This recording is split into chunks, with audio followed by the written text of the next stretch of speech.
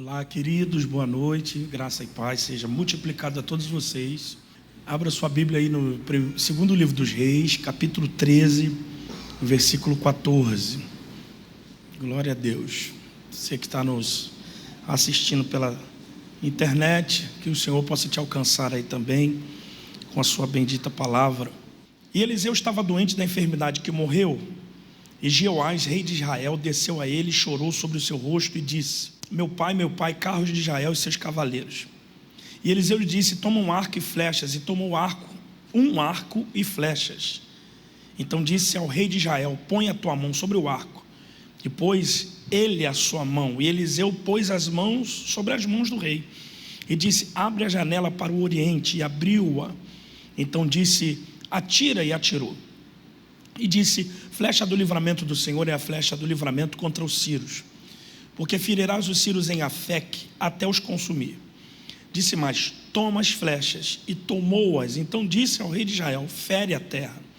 E feriu-a 3 vezes e cessou. Então o homem de Deus se indignou muito contra ele e disse: 5 ou 6 vezes deverias ter ferido, então feririas os sírios até os consumir. Porém agora só 3 vezes ferirás os sírios. Depois morreu Eliseu e o sepultaram. E a tropa dos moabitas invadiram a terra à entrada do ano. Tome o seu assento e diga amém. Oi, gente, eu tenho falado lá na nossa igreja, a gente está em busca de um grande milagre, de um grande manifestar de Deus. Mas eu estou pregando para uma igreja extremamente madura, que sabe que tem muitas coisas que dependem mais das nossas atitudes do que Deus se mover. Deus está sempre pronto a nos abençoar. A bênção de Deus, ela é contínua, ela é constante. Existe uma dispensa das bênçãos do Senhor para Ele derramar sobre a sua vida. Agora, por que algumas pessoas desfrutam dessas benesses do Senhor e outros nem tanto assim? Porque existem muitas pessoas que gostam de procrastinar as suas atitudes. Tem pessoas que elas se acostumaram a deixar muitas coisas para o outro dia ou para o amanhã. Decisões que são extremamente importantes, que podem até mudar o nosso destino, dependendo das decisões que nós vamos tomar. Então existe muita morosidade no seio de algumas igrejas, por parte de nós que somos cristãos, por causa dessa nossa mentalidade de achar que Deus tem que fazer tudo e a gente não se comprometer com nada. Das decisões que mudam a história da gente, parte somente de Deus e nunca da gente. Na realidade, a gente precisa entender que em alguns casos, não digo todos, a distância entre você e o seu milagre está na sua decisão. Tem coisas que já foram preparadas, que já estão aí, você profeta, que já estão até na terra materializadas, mas a nossa mania de procrastinar, de não tomar as decisões no tempo da visitação, no momento correto, faz com que as bênçãos do Senhor às vezes fiquem atrasadas. Então existem muitas pessoas que não conseguem entender e absorver essas verdades. Quando a gente percebe acerca disso, a gente entende que as pessoas não tomam atitude por alguns motivos. Elas ficam paralisadas na vida por alguns motivos, e provavelmente um dos grandes motivos é a insegurança. Existem muitas pessoas inseguras na igreja. Pessoas inseguras, às vezes, elas andam num caminho de incerteza, de que elas precisam viver na sua mão aquilo que elas não conseguem mentalizar na mente. Porque a fé, antes de ser materializada, ela precisa estar focada aqui na sua mente. A fé te faz enxergar o invisível, mas as pessoas elas se sentem inseguras a ponto de não enxergar aquilo que a fé pode produzir. E a insegurança, às vezes, gera um outro sentimento que é tão nocivo quanto é o medo.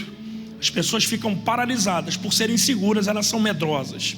Eu gosto muito da fala de Caleb, que perseverou durante 40 anos. Ele disse isso, perseverou e Deus conservou ele em vida por causa da sua perseverança.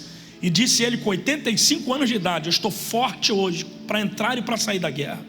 E colabora com aquilo que a carta aos Hebreus do capítulo 11, verso 37 diz, que nós não somos daqueles que retrocedemos, mas aqueles que perseveram até a consumação daquilo que foi predisposto para nós. Então eu não posso permitir que o medo gere no meu coração um sentimento de incerteza e de insegurança. Eu não posso também que a insegurança gere medo no meu coração. Eu tenho que caminhar na senda da certeza, porque a fé, ela gera convicção. Eu preciso caminhar entendendo que Deus não vai falhar naquilo que Ele me prometeu. Eu preciso acreditar muito mais do que quem sentou do seu lado, do que aquilo que Deus falou, Ele não vai falhar. Se você tem uma promessa de Deus, Deus não vai falhar naquilo que Ele te prometeu.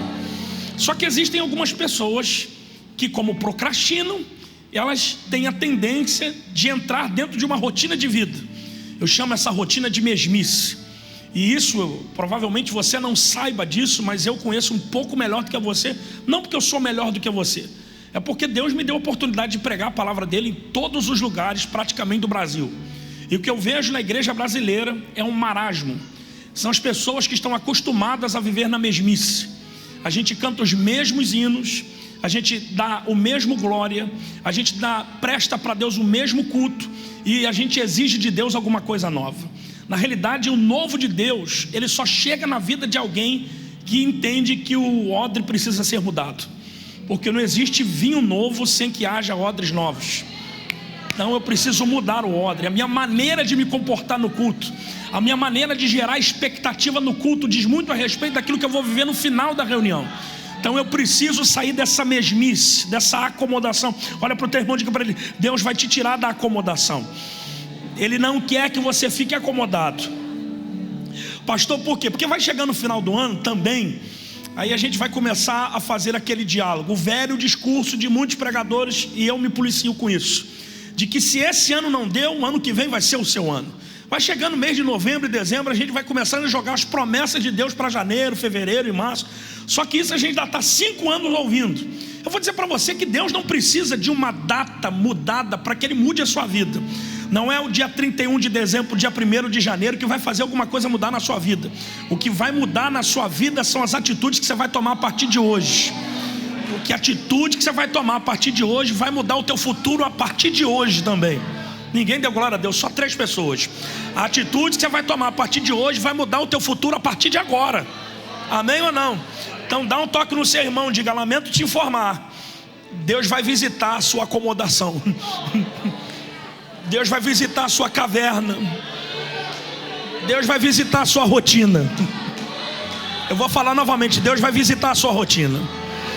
Ele não quer que você fique engessado, acostumado com aquilo que ainda pode ser transformado.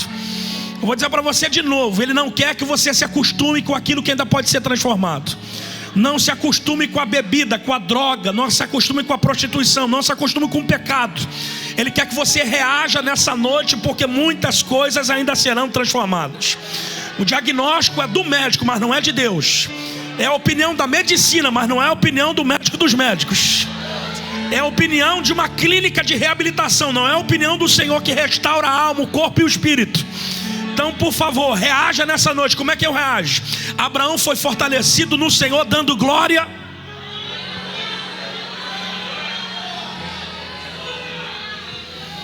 Eu não posso permitir isso. Eu me lembro aqui agora, eu já vou entrar no texto, que eu estava ouvindo uma mensagem do bispo T.D. Jakes, e eu te aconselho a ouvir essa mensagem. O tema da mensagem é quebradoras de corrente. Ele usa um exemplo de um cachorro que ele tem, chamado Totó. Esse cachorro ele pegou pequeno, é de uma raça grande, cachorro de raça grande. Eu não me lembro qual é a raça do cachorro, mas eu me lembro que ele estava falando que esse cachorro foi criado desde bebezinho na corrente. E tinha um menino na rua, que ele disse que agora o menino congrega com ele, que passava de bicicleta e ficava mexendo com o Totó. E o Totó na corrente. E o Totó na corrente. E 1 ano, 2 anos, o Totó na corrente, e o menino passando e mexendo com o Totó. Só que o Totó, ele não só nasceu, ele cresceu. Porque tem gente que só nasce, e tem outros que nascem e crescem. O Totó cresceu, ficou forte. E um belo dia o menino foi passar para mexer com o Totó. O Totó ficou com tanta ira que arrebentou a corrente. Porque existem coisas que Deus está gerando e você não percebeu isso. Existem coisas externas na sua vida para Deus falar para você que você tem um poder muito maior do que aquilo que você pensa. Não é a corrente que vai te prender. Pastor, mas tem gente me perseguindo. É Deus deixando essa perseguição para você quebrar essa corrente. Eu acho que vocês não estão aqui hoje. provavelmente você está preso em um ambiente que você já deveria dominar.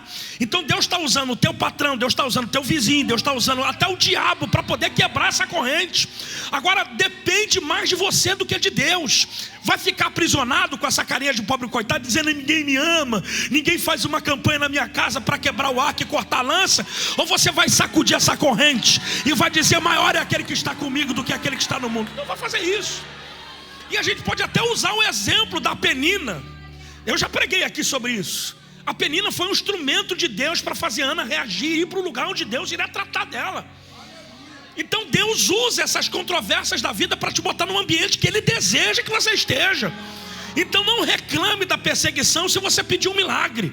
Você pede um milagre, Deus dá perseguição. Você pede um milagre, Deus te dá problema. Porque no meio de tudo isso, desse embrulho de derrota, existe uma vitória, depende de você reagir. Segure a mão do teu irmão e diga assim: amanhã não pode ser igual a hoje. Diga: não aceite acordar do mesmo jeito que você acordou hoje. Não aceite para o trabalho do mesmo jeito que você foi hoje. Não aceite tomar café do mesmo jeito que você tomou hoje. Tome a mão dele e diga: quebra essa corrente nessa noite. Quebra a corrente nessa noite. Quebra essa corrente. Não pode ficar acorrentado. Eu costumo dizer que às vezes o consolo, quando não vem de Deus, é da parte do diabo, para te engessar. A sua mente está te traindo ao ponto de você achar que para você reagir na vida você precisa de alguém que te abrace. E não é. Você não precisa de alguém que te abrace, você precisa de alguém que te desperte. O Jó falou que pensava que morreria tranquilo no ninho, até o dia que Deus sacudiu o ninho do cara. Vocês não estão aí não, né, gente? Não adianta. Aonde você vai se esconder de Deus? Aonde que você consegue se esconder de Deus? Você disse que nunca ia botar um pé mais na igreja, você está aqui hoje. Porque tem alguém te oprimindo, tem alguém perturbando, passando na rua, dizendo: você nunca vai sair dessa corrente, você nunca vai sair dessa rua, você nunca vai sair dessa loja, você nunca vai sair desse trabalho, sua família nunca vai ficar. É Deus deixando isso para ver se você reage. Então você tem duas opções: ou fica com essa carinha de pobre coitado, flertando com o suicídio, flertando com a ansiedade, flertando com a depressão, ou pega tudo isso e transforma em força e quebra essa corrente nessa noite. Quebra. Acho que o culto já está resolvido. Quebra essa corrente. Ora para o teu irmão, diga para ele assim: melhora esse sorriso. Fala para ele: melhora essa cara. Melhora isso.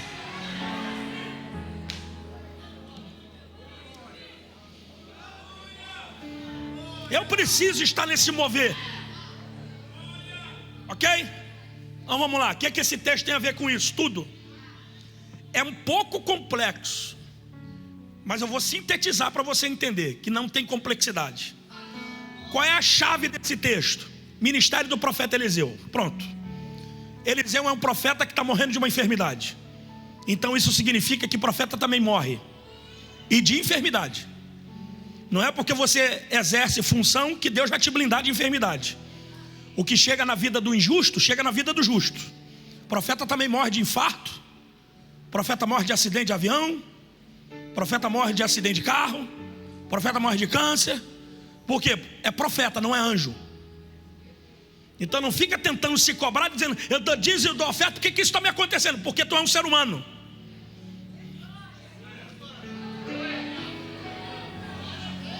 Dá um glória a Deus aí. Porque o que vale não é o que está te acontecendo, é onde a sua vida está estabelecida, na areia ou na rocha. Só 3 pessoas levantaram a mão.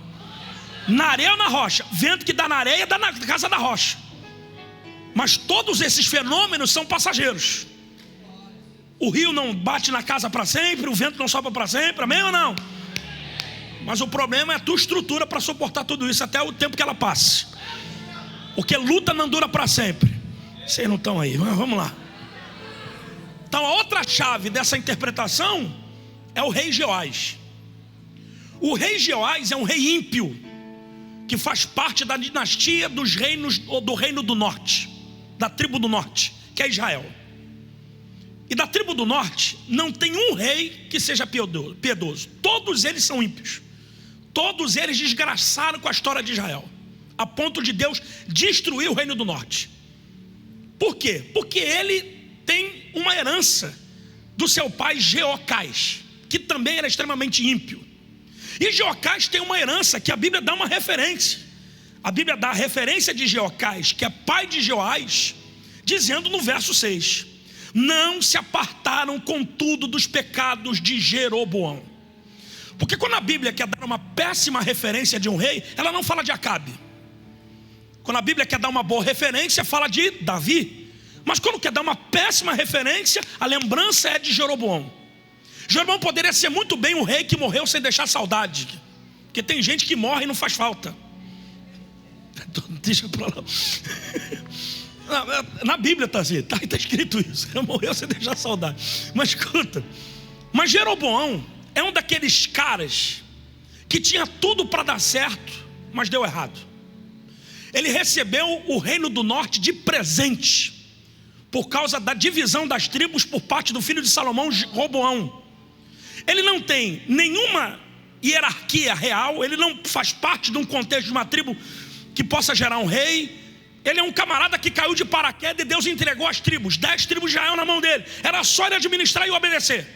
Só que o problema é que Jeroboão é um tipo de um líder feito na escola. Porque líder não se faz em escolas. Vocês não estão aí, né, gente? Jeroboão tem a função de liderança, mas ele não sabe liderar.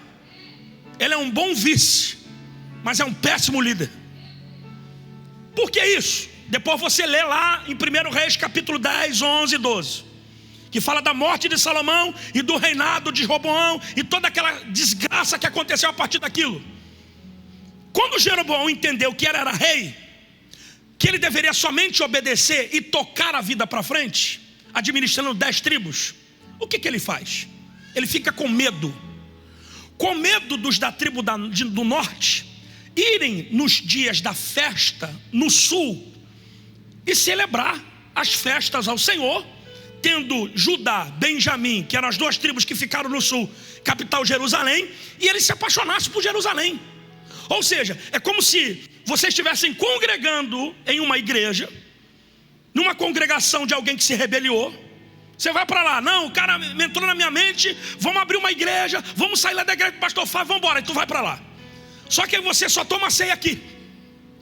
O líder que se rebeliou do outro lado, entendendo que você tem que vir uma vez por mês tomar ceia aqui, o que ele vai fazer? Ele vai constituir um culto paralelo para que você não venha aqui e se apaixone pelo lugar de onde você não deveria ter saído.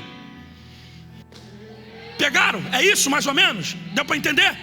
Então o que Jeroboão vai fazer, esse miserável? Ele vai fazer um culto paralelo, sacerdotes que não eram da linha sacerdotal.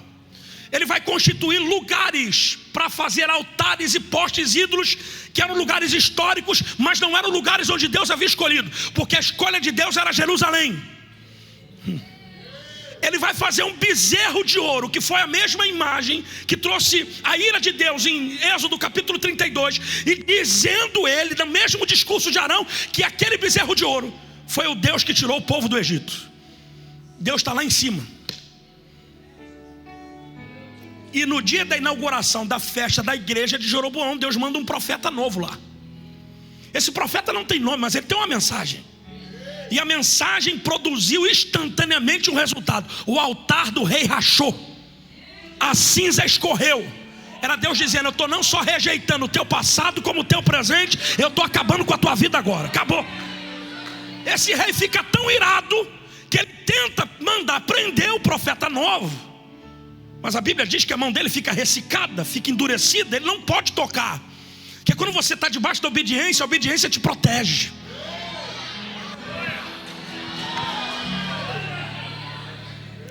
Aí ele vai ser humilde, vai dizer: ora ao teu Deus para que a minha mão seja restaurada. Mas a partir daquele momento, Jeroboão passou a ser uma péssima referência de um líder. Jeocás anda nos mesmos caminhos. Isso está tão duro aqui que o verso 7 diz que no tempo de Jeocás ele não deixou senão 50 cavaleiros, 10 carros e 10 mil homens de pé. Ou seja, não tinha nenhum serviço militar que prestasse em Israel. Pastor, o que significa isso? Crise. Jeoás, quando pega o reino do seu pai, ele está vivendo esse ambiente de crise e de rebelião contra Deus. Mas mesmo sendo ele um rei ímpio, ele sabia onde Deus estava. Porque às vezes o ímpio sabe onde Deus está.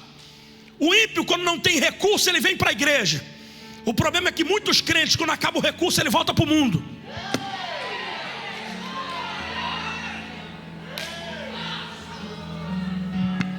Tem muita gente que está no mundo e quer vir para o culto para poder ouvir resposta. Mas tem muita gente que está no culto e não quer ouvir resposta e volta para o mundo. Você não está aí não, vocês não estão aí. Ele é ímpio, mas sabe onde Deus está. Então ele vai descer para visitar o profeta Eliseu. Pastor, por que ele visita o profeta Eliseu? Não tinha profetas? Tinham muitos profetas. A escola de profetas ainda estava viva nesse tempo. Mas o problema, volto a dizer, por favor, os teólogos da igreja, não houve um profeta que Deus usou saindo dessa escola. Por quê? Porque profeta não faz na escola. Profeta Deus faz no ventre da mãe. Era para dar glória a Deus. Não se aprende a ser profeta. Você não está aí. É Deus que te instrui a ser profeta. É por isso que você vê muita gente esquisita na igreja. E profeta, quando é profeta, ele é esquisito. Ele vê o que ninguém vê, ele fala com ele, fala, você está falando sozinho. Ele conversa, é para dar glória a Deus, né? Ele conversa sozinho, ele ora, tudo para ele é demônio. E é melhor você exagerar do que ser omisso. Bota a mão, expulsa, prega, planta bananeira, corre, sapateia, amassa o barro, faz tudo isso. Profeta é maluco mesmo. Profeta não é comum.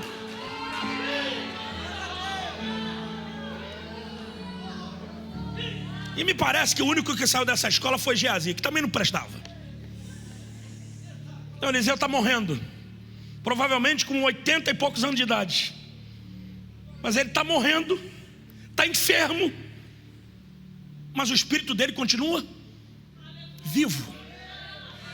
A carne está fraca, mas o espírito não.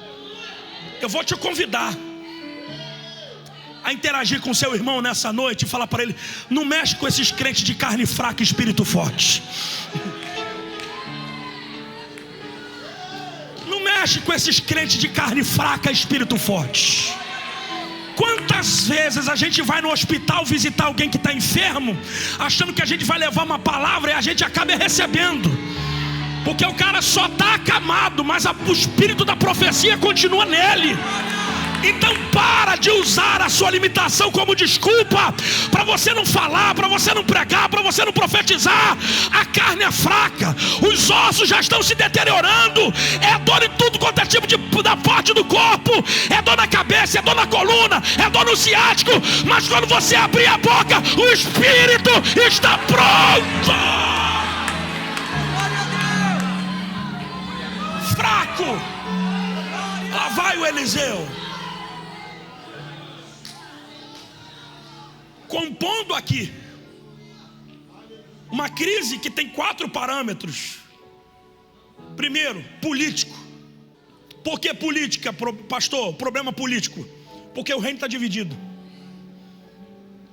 A profecia de Jesus é que reino dividido não subsiste.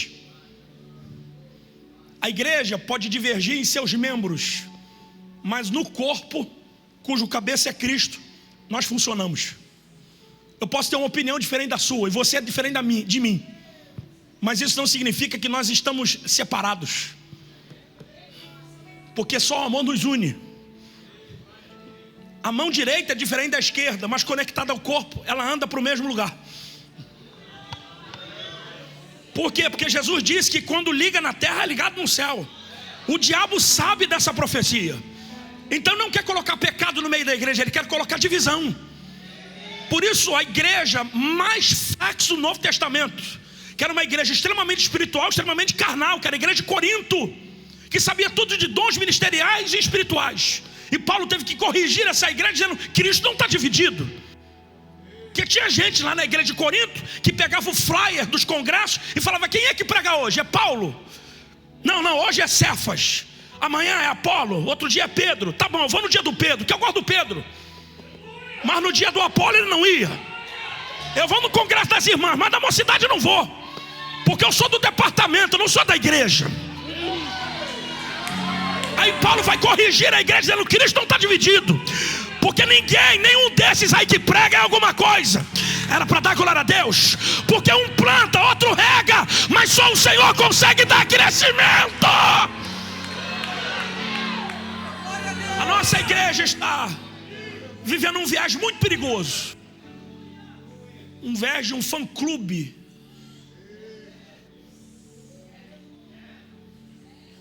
Isso é muito perigoso. Eu não preciso ter pregador predileto, eu preciso ter a mensagem. Porque o vaso que Deus vai usar não me interessa, eu quero saber o que Deus vai falar comigo. Dá um glória a Deus aí, gente. A igreja não para de avançar quando existe divergência, ela para de avançar quando ela divide. Quando um puxa para um lado, o outro puxa para o outro.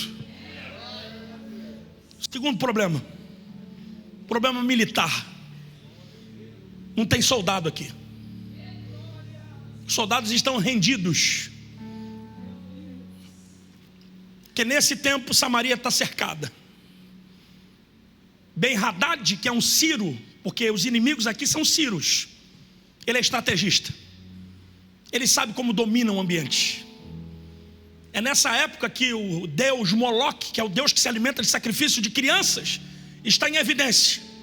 E as mulheres grávidas, com as suas barrigas enormes, tinham seus fetos arrancados para que as crianças servissem de sacrifício ao deus Moloque. Os corpos dessas mulheres eram penduradas e queimadas. Os soldados estavam desistidos, porque a fome imperava, não tinham o que comer. Cabeça de jumento valia muito dinheiro, excremento de pombo era uma iguaria. As pessoas jogavam sortes entre elas para saber qual era o filho que deveria ser devorado primeiro. Canibalismo.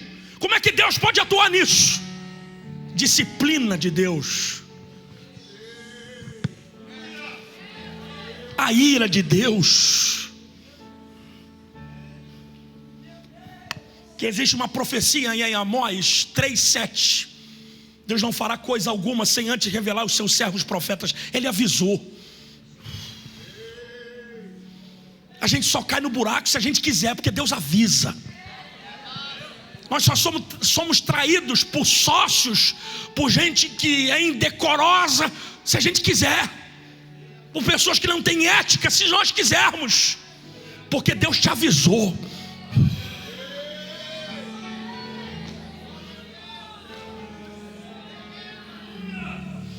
Creia em Deus e estareis seguros, crede em seus profetas e prosperareis. Esse rei sabe onde Deus está. Não tem militarismo, a política está de mal a pior, fome estabelecida e o pior, o mundo espiritual quebrado. De uma escola de profetas, só Eliseu é o portador da verdadeira palavra de Deus. E esse rei vai descer do palácio para visitar Eliseu. Eliseu poderia ser um desses profetas da modinha. Me dá um pix que eu te dou uma revelação. Mas Eliseu é um homem de Deus. Isso aqui é louco para tu ouvir. Quando ele olha para o rei, o rei conta tudo isso, dessas crises que ele está vivendo. O profeta diz ao rei: pega um arco e uma flecha. Falar isso para um soldado é comum, agora falar isso para um rei é incomum. A não ser que o profeta entenda que esse rei tinha habilidade com arco. E acredite, se Deus souber que você tem habilidade com alguma coisa e você não tem usado isso, é por causa disso que você está perdendo essa batalha. Mas se eu usar os instrumentos de guerra que Deus me deu, eu vou sofrer. Mas você está sofrendo sem usar. Porque as armas da nossa milícia, elas não são carnais, elas são poderosas em Deus. Poderosas para destruir fortalezas. Vocês estão aí ou não? Então tome a mão de alguém e diga para ele assim: se posicione. Fala, se posicione. Fala mais alto, diga se posicione. Diga: o profeta mandou te dizer: volte a pegar em armas de guerra. Volte a pegar nos instrumentos de guerra. Você sabe como vence essa batalha. Você sabe como vence essa guerra. Você sabe como entra nisso. Está chorando por quê? Enxuga essa lágrima e seja renovado para guerrear. Esse rei provavelmente está muito acostumado em usar instrumentos de outros. E o problema é que quando nós nos acostumamos a usar os instrumentos de outras pessoas, os nossos instrumentos enferrujam, porque eles são feitos para usar. Agora olha para mim. Por que um arco e uma flecha e não uma espada e um escudo? É porque diferente do escudo e da espada, que são armas de combate pessoais, você precisa estar perto para combater na espada e no escudo. A flecha não. Você não precisa entrar no território de ninguém. Você está aqui, a flecha vai lá em Muriaé. Você não está aqui não, né? Você está aqui, a flecha vai lá no Tribunal de Justiça. Ah, você está aqui, a flecha vai lá em Brasília. A flecha não precisa falar com a assessoria. A flecha vai direto onde ela...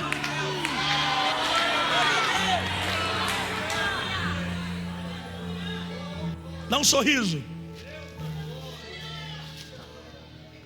Cada lugar, eu já disse isso aqui, existe um dominador, um principado e uma potestade. Nós estamos em uma constante batalha espiritual. E hoje aqui eu tenho o desejo de que Deus abra os teus olhos, para que você entenda que você está numa guerra. Você vai detectar qual é o demônio que está atuando na sua família. Prostituição, drogas, alcoolismo, desonra, violência. Para cada ambiente tem um dominador. Mas para cada ambiente onde existe um dominador, tem um guerreiro. Provavelmente quando você nasceu, esse problema já existia. E por que você nasceu dentro dele? Porque não pode existir mais. Deus tem uma expectativa de que você resolva isso. Então volte a pegar em arco e flecha. Calamaia Soria Membra.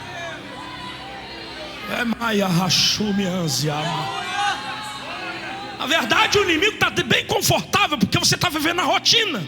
Você aceita muito bem as coisas. Tudo que acontece, diz, é vontade de Deus. Tudo que acontece, Deus queria assim. Deus está bom, Deus tem o domínio de tudo. Mas tem coisas que Ele permite para que você se desperte, para que você reaja. Pastor, por quê? Porque você nunca vai saber se deu certo se você não reagir. Vai ficar engolindo mosca até quando? Volte a pegar em armas e diga para esse demônio que existe um guerreiro naquela casa.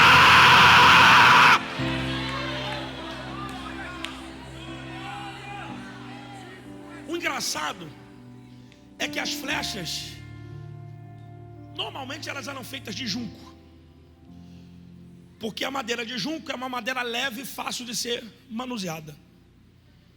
Só que eu sou muito louco, cara. Só que a Bíblia diz que os filhos da mocidade são flechas na mão do valente. Então flechas são pessoas. Vocês estão aí ou não? E tem tudo a ver isso. Por quê? Porque o junco não é um lugar, não é uma madeira que nasce na praia. Na maioria das vezes é em pântano, na lama, de onde Deus tirou a gente. Você não era nada, estava afogado na lama do pecado. O flecheiro sujou os pés, foi lá no pântano, te arrancou de lá.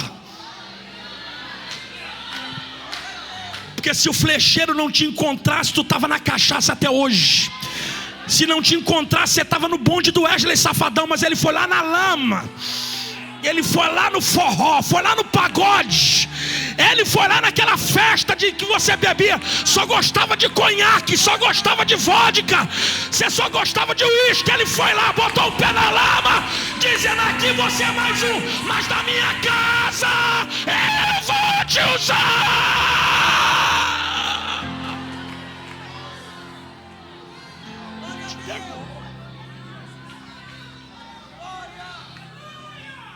Tratou de você. Tratou. lixou. As flechas dos tempos dos beduínos, elas tinham dois tipos de ponta. Um era o ferro batido, e dependendo da nação, o ferro era muito precioso. Mas na maioria a ponta da flecha era feita de pedra. E eu amo essas flechas de cabeça de pedra. Eu queria que vocês entendessem que Jesus está aqui. Eu sou uma flecha de cabeça de pedra, porque eu sou a lasca de uma rocha. Só 3 pessoas entenderam isso. Jesus é a rocha, e nós somos a lasca dessa rocha. A mente de Cristo está na mente da gente. Era para dar glória a Deus. Então dá um sorriso para o teu irmão. Diga para ele: sabe o que Deus me trouxe aqui hoje? Para dizer que eu não vou perder a minha direção, porque quem está me usando sabe aonde eu vou chegar. Quem está me usando sabe o meu destino. Para o junco, aliás, para a lama tu não volta mais. O teu destino agora é ir além da onde você pode imaginar que Ele vai te levar. Só que tem um segredo. O segredo é que Ele pode escolher polir a pedra, mas as flechas ficam na aljava. E posição de flecha em aljava não é com a ponta para cima, é com a ponta para baixo. Porque na aljava você pode não estar sendo visto por ninguém, mas o valente sabe a hora que te saca. Tome a mão de alguém e diga assim: não gasta muita força não, só no momento certo. Fala: não se desgasta à toa não, só no momento certo. É igual o Romário. Economize energia, porque você vai precisar de explosão. Porque quando Deus te der a brecha, tu vai explodir e vai chegar lá. Segure a mão do teu irmão e diga: a oportunidade vai chegar, a visitação vai chegar. Diga: e provavelmente você vai ter só mais uma oportunidade. Então economize energia. Para se desgastar na internet. Para de ficar dando resposta para quem não merece a tua atenção. Não se desgasta com gente que não tem o mesmo alvo que você. Economize energia, porque você vai precisar explodir.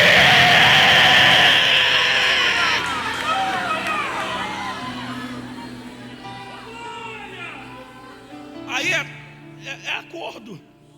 Existem flechas de 50 metros. Vai ser um caminho disso aqui. Flecha de 50, flecha de 100. Cada flecha é confeccionada para distância. Não exija uma distância além daquilo que você foi preparado para caminhar. Encerra aqui. Volta para o texto. Preparou o arco. Agora retesa.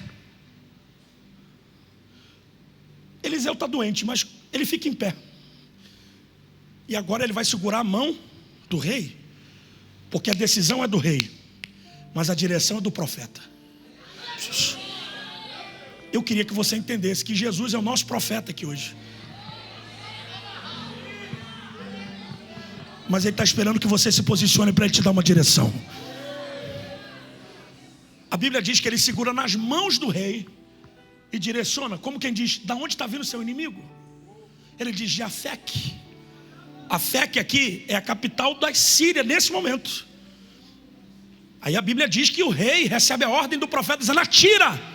Por que atira para Afec? Porque o rei está ouvindo do profeta de uma forma profética de que problema se resolve na origem. Não dá para ficar tomando remédio para dor de cabeça se você não resolve a infecção. Eu estou dizendo que Deus te trouxe aqui para mostrar para você onde é que o diabo está se alimentando. Resolve aqui, daqui a pouco, o mesmo problema. Você está vivendo 5, 6, 10 anos, 6 meses, 1 mês, o mesmo problema, é uma rotina de problema. Por quê? Porque você só resolve a consequência. Deus te trouxe aqui para invadir o ninho. Amaria Soria Megas. Eu vou falar novamente. Para de desgastar só com consequência. Está na hora de resolver a origem. Olha para alguém e diga: da onde é que ele está vindo? Fala para ele. Por onde é que esse demônio está se alimentando do teu filho? Por onde é que esse demônio está se alimentando da tua vida emocional? Por onde é que esse demônio está se alimentando da tua felicidade? Que você tem picos de felicidade, mas você não consegue ser plena, você não consegue ser feliz. Por onde é que ele está andando? É lá que Deus vai pegar ele. Retesa.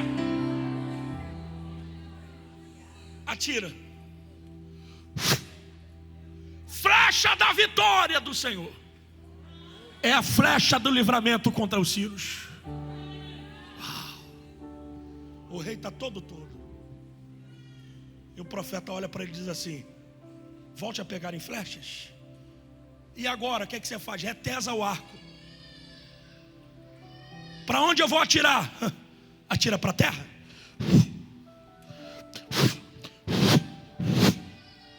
A Bíblia diz que ele atira 3 vezes e cansa. Aí o profeta constrói uma narrativa dizendo para ele assim: 5 ou 6 vezes você deveria ter atirado. Então você consumiria os seus inimigos até os exterminar. Mas agora só 3 vezes você vai vencer a sua batalha. O que esse profeta está dizendo é que quanto mais flecha, melhor. Eu pulei isso aqui de propósito só para dizer para você isso aqui. Antes desse rei atirar a flecha, existe um detalhe que o profeta não fez pelo rei. Abre a janela. A janela, ela protege o teu quarto, a tua sala do vento. Ela protege da chuva. Protege até de animais. Protege até de uma invasão indesejada. Mas a janela, muito tempo fechada, ela prejudica a sua visão. Então abre a janela, amplia o teu horizonte, entendendo que a tua vida não se limita só a bom Jesus. Sua vida não se limita a um quarto escuro assistindo Netflix. Deus investiu muito em você para você terminar os seus dias do jeito que você está. Pastor, por que eu preciso abrir a janela? Abrir a janela é você ampliar a sua visão, entendendo que o que você viveu até hoje não pode ser um nível de comparação para aquilo que você ainda pode viver. Porque se você fecha a janela, você está preso ou preso no seu mundo.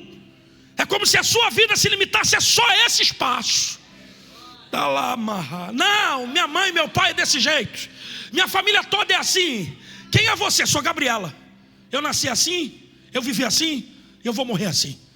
Aí Deus está desconstruindo a tua narrativa de que você tem que morrer do jeito que você nasceu, dizendo: abre a janela. Porque o que você está vivendo em Samaria não se compara com aquilo que pode acontecer lá fora. Dá um sorriso aí, dá um sorriso, senão eu vou te entregar isso. Por que a águia nasce nos penhascos? Você nunca vai ver um ninho de águia em cima de um poste. Porque o filhote precisa enxergar a vida por cima, quando ele sair do ovo. É por isso que a Bíblia compara a gente como águia e não como pardal. Por que você não é um passarinho? Porque no meio da tempestade o passarinho se esconde e a águia voa. Abra a janela, porque no meio dessa tempestade Deus está te dando uma visão. Abre a janela, porque você não vai morrer empregado, você ainda vai ter o teu próprio negócio. Abre a janela. Abre a janela, porque você pediu para contar um testemunho, Deus te deu esse problema para resolver. E esse problema que você está vivendo é o próximo testemunho que você vai contar. Abre a janela. Abre a janela e tira a limitação da tua visão. Entenda que o Deus que nós servimos pode fazer infinitamente mais do que aquilo que nós pedimos ou pensamos. Pastor, por que eu preciso abrir a janela? Para tirar flechas.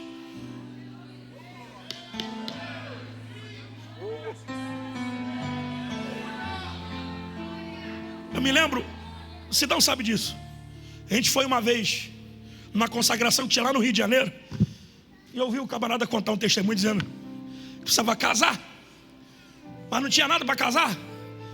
E como ele queria ser obreiro e casar rápido, que ele queria casar com o ministério, isso é outra mensagem. Ele foi para Casa Bahia, Ponto Frio, e começou a botar a mão na geladeira. Vai morar lá em casa.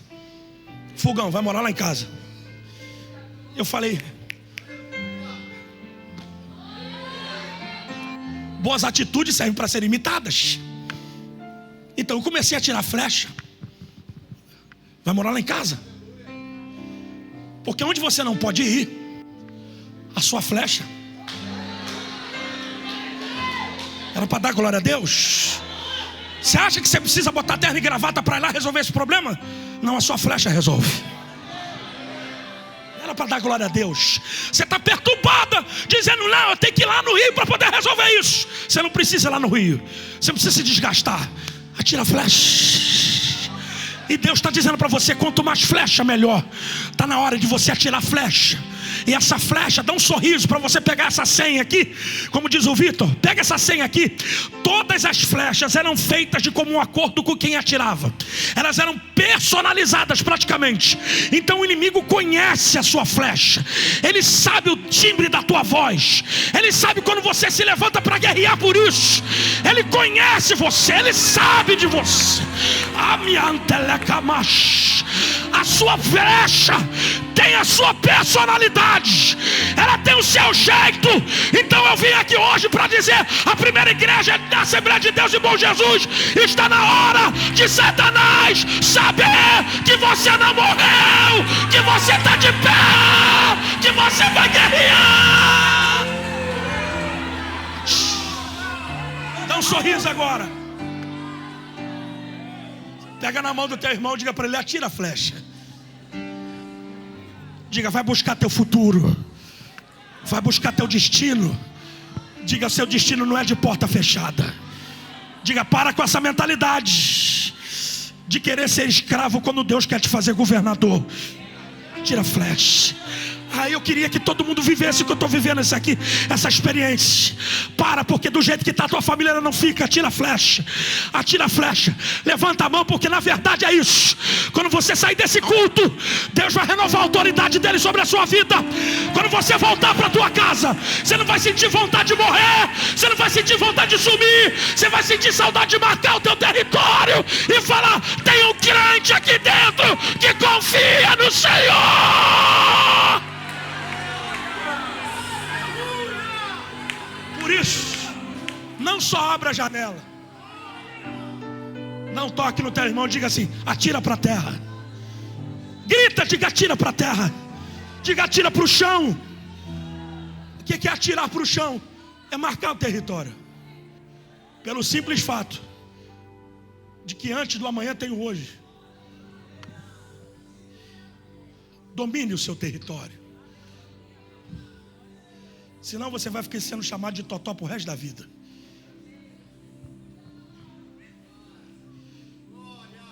Os animais que nós nos comparamos imprimiram na nossa mentalidade a mentalidade de ovelha. Nós somos ovelhas do pasto do bom pastor. Aparência de ovelha, mas o que vale pra gente não é a aparência, é a mentoria. Então você tem a aparência de ovelha mentoreado pelo leão.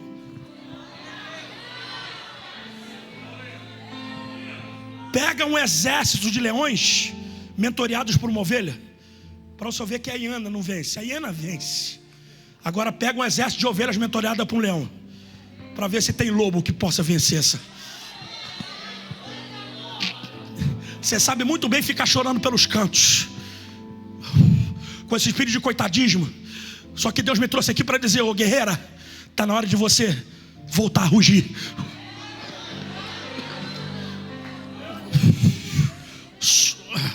Nesse bando de leões só pode ter uma leoa. Vocês não entenderam isso? Nesse bando de leões só pode ter um líder. E se você gosta de ver Discovery ou History, você vai ver que os leões demarcam o seu território com urina, não é isso? Você vai demarcar o seu território com oração. Às vezes quando eu tô com o Espírito de Deus possuindo a minha vida, eu sou meio maluco. Eu pego o óleo ungido, eu saio ungindo, eu saio correndo. Pastor, mas isso é bíblico? Não é bíblico, mas isso é minha fé que se move. Aqui quem manda é Jesus. Aqui é Jesus que governa.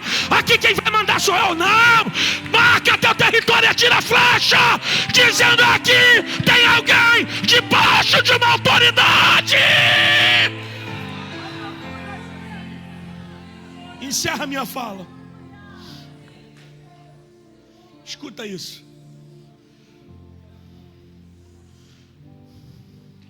O que significa essa flecha? A sua oração. Sabe quando a gente morre espiritualmente? Não é quando a gente deixa de vir para o culto. Porque deixar de vir para o culto é a consequência. Você morre espiritualmente quando você deixa de orar.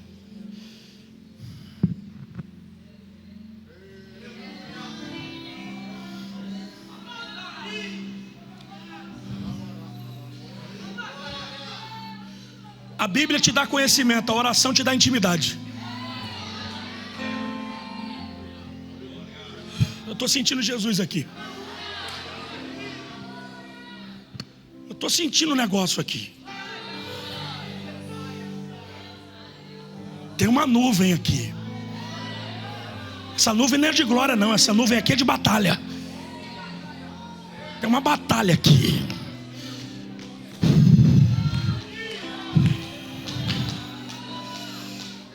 Eu vou falar novamente, tem uma batalha aqui. Porque o adversário não quer que você saia daqui exercitando o que Deus te deu como arma para exercitar. Porque você não consegue orar sem que você exercite a sua fé. Porque onde você não consegue ir, a sua oração vai. Você não sabe onde anda teu filho, mas Deus sabe onde ele está. Você não sabe o dia da tua vitória, mas Deus sabe o dia. Então aonde você não chega com teu corpo físico, a sua oração chega. Segure a mão de alguém e diga: vai atirar flecha? Ou vai se contentar com tudo que você está vivendo? Pastor, eu atiro flecha como? Diga comigo: mediante a fé. Diga isso. Mais alto, diga: mediante a fé. Diga aí: a fé não é o que eu sinto, a fé é o que eu ouço. Eu queria que você saísse daqui entendendo que Deus colocou um grão da eternidade dentro da gente. A fé. Ele pegou uma partícula da eternidade e colocou. Porque a fé é a certeza de coisas que se esperam, e a convicção de fatos que não se vê. A fé é abstrata, mas quem tem fé vê.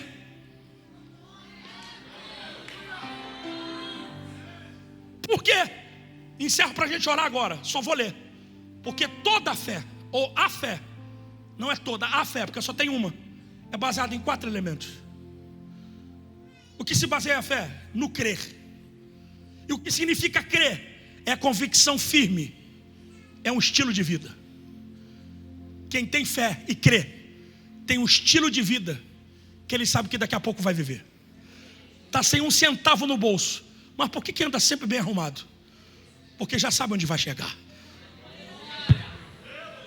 Pastor, Deus me disse que vai me dar um carro, então vai tirar a habilitação. Pastor, Deus me disse que vai me dar um carro, vai fazer a garagem. Vai doer, mas vai te curar. Não se contente com um puxadinho. Vai juntar dinheiro para comprar o que é teu. Vai morar de aluguel, mas sai da casa da tua sogra. Não, vocês não estão aqui não. Vocês sumiram daqui. Para com esse negócio de ir para o caminho mais fácil. Porque o caminho mais fácil não gera honra. O que gera honra é sacrifício. É difícil, mas é por ali que Deus vai me ajudar. Porque que Deus mandou Abraão sair da sua parentela?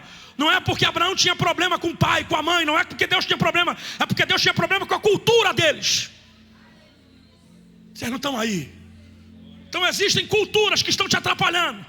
Não permita que a cultura do teu pai e da tua mãe influencie a tua fé. Eles viveram a história deles, mas a tua história não vai ser semelhante a de ninguém. Se vista com aquilo que você acredita. Já viu o vestido? Você já botou na tua mente como é que a igreja vai estar adornada no dia do teu casamento? Onde é que você quer passar a sua lua de mel? Como é que você quer? Qual é o dia que você quer que aquele dinheiro que está lá na justiça seja liberado? Aliás, quando o dinheiro for liberado, o que você vai fazer com ele? Ninguém está aí já, né? Está sumindo. O que você vai fazer quando teu filho voltar para casa? O que você vai fazer quando teu marido largar aquela amante? O que você vai fazer quando ele voltar para casa? O que você vai fazer? Pastor, já estou me vendo. Eu já estou vendo no clube. Eu vou fazer no clube. Eu vou pagar um tráfico pago na internet para todos saberem que foi o Senhor que fez essas coisas. Eu vou tocar a trompeta, não vou me calar, porque nessa região que eu acho que é noroeste, todos saberão que o Senhor trabalha por aqueles que nele esperam. Crer é um estilo de vida.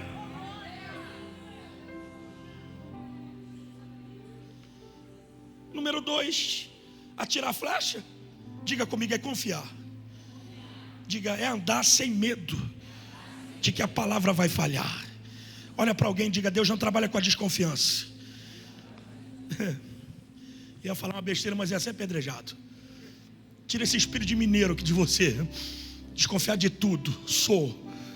Não, Deus não trabalha com desconfiança, é certeza. Mas esse ano ainda Deus vai fazer.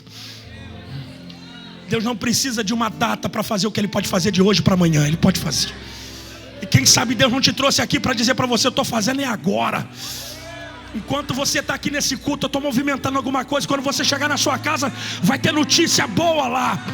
Bate na mão do teu irmão, diga, vai ter boa notícia quando você chegar em casa.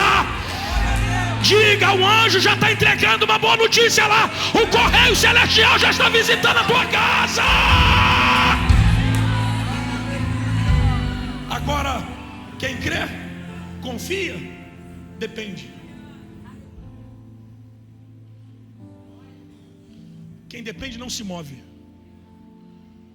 Depender não é porque você é forte, é porque você é fraco. Depender é se render naquilo que Deus falou. Para de ficar mudando o projeto todo culto que você vai. Foca naquilo que você quer que aconteça. Um dia você quer um New Civic, outro dia você quer um Corolla, no outro dia você quer um terreno, no outro dia não, você quer uma casa. Não, eu quero viajar, não, eu quero ser curado. Nem você sabe o que você quer. O que você quer, Jairo? Visita minha casa porque minha filha está enferma. O que você quer, cego? Eu quero voltar a ver. O que você quer, leproso? Minha pele restaurada. O que você quer, Zaqueu? Não vou abrir mão da tua presença. O que você quer, Zacarias, que é do texto que vocês escolheram aqui? Eu quero ser pai de um filho. O que você quer? É nisso que você quer, que você precisa depender. Agora escute, não adianta tirar a flecha se você não depende. A vida em Deus é uma extrema dependência. Olha para mim, dependência de Deus não é negociável. Não negocie isso. Não, cara, tu não precisa da igreja não, cara. Tu precisa de Deus não, cara. Não precisa disso não. É só a gente falar com fulano, que fala com o Bertano, que fala com o ciclano, e resolve isso.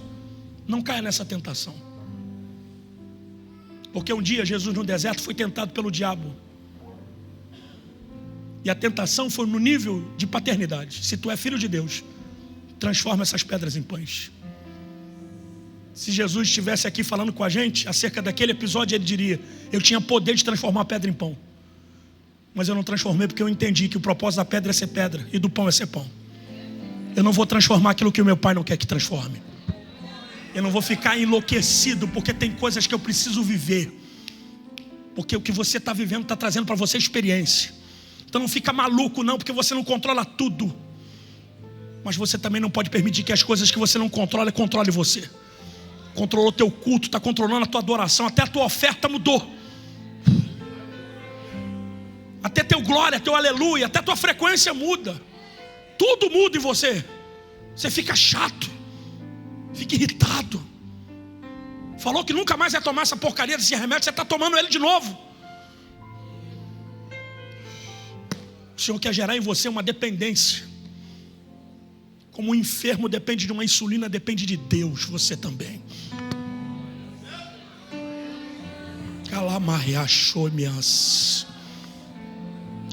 Diga: Deus, eu não consigo resolver, mas se tu for na minha frente, já está resolvido. Deus, aquele problema é muito mais alto do que eu. Encerra aqui agora. Você acha que Davi queria derrubar algum gigante? Me prova isso na Bíblia, que Davi acordou um dia: não, hoje eu vou derrubar um gigante.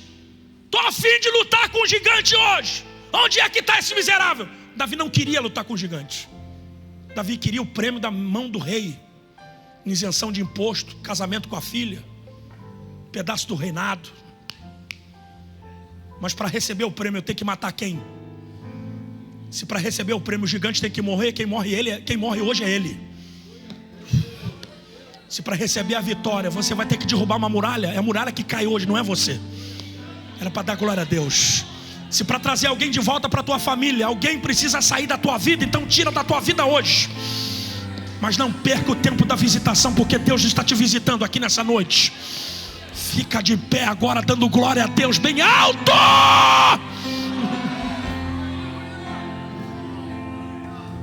Olha para mim. Eu não vou te chamar aqui na frente para orar, porque hoje quem vai orar é você. E como é que nós vamos orar? Debaixo de uma égide de autoridade e revelação. Olha para mim. Me mostra de onde está vindo os seus ciros, os seus inimigos. Se você tiver só uma flecha na sua aljava, e você tiver só uma tentativa, e Deus te der agora uma oportunidade só de resolver isso, qual é o problema que mais te incomoda? De onde é que ele está vindo? Posso ser profeta? Me mostra para onde é a direção do problema e de onde ele está vindo. Me mostra, me aponta. Aponta ele para mim. Aponta. Pastor, o problema sou eu, então aponta para você. Pastor, o meu problema está vindo de lá. Ó, tem uns que é de lá, tem outros que é do Rio. Não pode apontar para alguém que está aqui dentro também, né? Mas se tiver algum problema, você aponta para você mesmo. Me mostra para onde é que você quer atirar essa flecha. Eu sei para onde ela tem que ir. Minha flecha vai lá no meu projeto agora. Deixa eu te contar um negócio aqui. Há 20 dias atrás, houve uma incursão lá na comunidade. A polícia incursou. E uma menina de 6 anos foi baleada, que a mãe dela caminhar com a gente lá no projeto. Ela tomou 3 tiros no pescoço. Saiu no jornal, fecharam a linha vermelha. Foi bem perto daquelas queimas dos ônibus. Só que a menina está viva. 3 tiros no pescoço, está viva, sem nenhuma sequela. Ela só está com um projétil que precisa operar, mas ela está com muito trauma. Ela vai operar. Sabe o que essa mãe fez? Ela voltou para Jesus e disse: pastor, eu quero fazer um culto. E onde é que vai ser o culto? No lugar que a minha filha foi baleada. Parece que eu ouvi a minha história novamente. No lugar da vergonha, da afronta. É lá que ela vai dizer: Senhor, seja tu honrado. Eu estou dizendo para você, o céu está baixo. Para onde é que você quer atirar a sua flecha? Pega ela na tua mão agora. Pega a tua flecha, pega aí. Pega teu arco também, pega o arco. Prepara a tua flecha no arco assim. Vai profeticamente. Bota tudo que Satanás fez contigo nessa flecha. Tudo. Toda essa perturbação, todo esse desequilíbrio, tudo, bota nessa flecha. A não ser que você queira encerrar o ano de 2023 do jeito que está. Pega essa flecha. Eu sou profeta de Deus para a sua vida. Já que você ficou com vergonha de me mostrar para onde ela vai, levanta ela para o alto. Levanta a flecha para o alto. Levanta para o alto. Porque o Deus que está aqui nessa igreja vai dar direção à tua flecha. Você não sabe o que pede, mas Deus sabe o que te responde. Eu vou contar até 3. E quando eu falar já, você vai atirar essa flecha com fé. Porque o próximo testemunho dessa segunda-feira vai ser o seu semana que vem.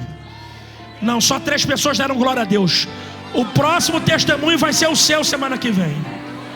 Eu vou repetir, o próximo testemunho vai ser o seu na semana que vem. Quando eu disser 3, você vai atirar e eu vou profetizar a flecha da vitória. E você vai dizer a flecha do livramento. Quando eu falar flecha da vitória, você vai falar flecha do livramento. Para alguns, Deus está livrando alguém agora. Talamagasuri eminência. Para outros, o diabo disse que naquela porta você não entra. Esse demônio vai deitar agora, porque é por aquela porta que você vai entrar. Hoje nós estamos declarando guerra, porque tudo que é nosso vai voltar para nossa mão. É 1, é 2, é 3, atira. Flecha da vitória do Senhor, flecha do livramento. Calma, não aplaude, não aplaude, não aplaude, não aplaude, porque Deus acabou de acertar tudo aquilo que impedia a sua passagem. Deus acabou de acertar o gigante que estava impedindo a sua passagem. Digo, debaixo de uma autoridade, de que quando você acordar amanhã, você vai ver a vida mais leve. Alguma coisa está morrendo na tua vida agora. E os sonhos que pareciam que estavam mortos estão ressuscitando novamente. Deus está entregando na tua mão a felicidade que você só encontrava no filme do Titanic. E Ele está te dando plenitude aqui agora. Você vai viver um estágio da sua vida a partir de hoje que nunca mais você vai procurar aquele remédio para dormir. Nunca mais você vai tomar aquele remédio. Nunca mais você vai pensar em desviar. Nunca mais você vai pensar em sair da igreja agora.